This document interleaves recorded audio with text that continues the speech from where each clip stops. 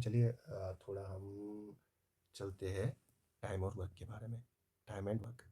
Time and work का intro मैं आपको ऐसे दूंगा। सपोज ए कोई काम कर रहा है, इसको लगते है ये काम करने में 3 दिन, ठीक है। बी कोई काम करता है, इसको 4 दिन। इसका मतलब देखो, ए की जिस हिसाब से अपनी एफिशिएंसी होगी वो उसी हिसाब से काम करता है। अब जिसको ज़्यादा दिन लगेगी उसकी कम एफिशिएंसी होगी, है ना। ये वाला एफिशिएंट वर्कर नहीं है, ए एफिशिएंट वर्कर है क्योंकि इसको कम दिन लगते हैं, ठीक है।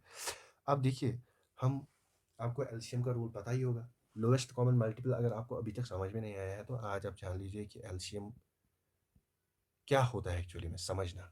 ऐसे फैक्टराइज करके तो आपने देखा होगा लोएस्ट कॉमन मल्टीपल की, मैं आपको मल्टीपल होता है टेबल, ठीक है। आप 3 का टेबल भी पढ़ेंगे, 4 का टेबल भी पढ़ेंगे। 3 1 3, 3 2 6, 3 3 9, 3 4 12। लोवेस्ट मतलब सबसे कम, छोटा। अब 4 का टेबल भी पढ़ेंगे, मल्टीपल हो गया टेबल में जो आते हैं। 4 2 4 3 12।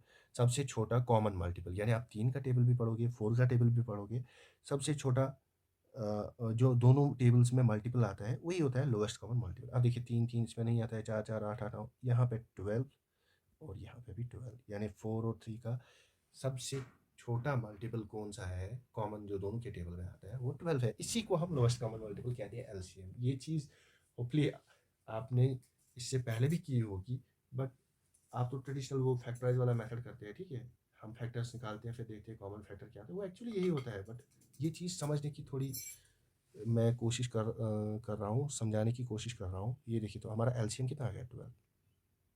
अब देखिए, यानी कि 12 यूनिट्स का टोटल काम है अपना। अब एक कितने दिन में करता है, 3 दिन में। तो एक दिन में कितना काम करेगा, आपको पता है 3 दिन में 12 यूनिट्स का काम करता है। आपको यूनिटरी मेथड यूज़ करके, ये डेज है, ठीक है। तो 1 डे में कितना आएगा, 1 डे बनेगा ये 3, यहाँ से भी 3 को डिवाइड। 1 डे में करेगा कितना, 4 यूनिट्स का काम। ये 1 डे में करेगा 4 यूनिट्स का काम। ऐसे ही ये 4 डेज में 12 यूनिट्स का, 1 डे में करेगा 3 यूनिट्स का काम।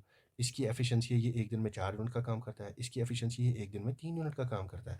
अब अगर क्वेश्चन आपको कहता है कि हम ए और बी को एक साथ लगा देंगे काम पे, तो हमें इस काम में टोटल टाइम कितना लगेगा। देखिए, टोटल यूनिट्स ऑफ काम तो वही रहेगा ना, वो तो चेंज नहीं होगा। 12 हमारे पास है टोटल यूनिट्स ऑफ काम।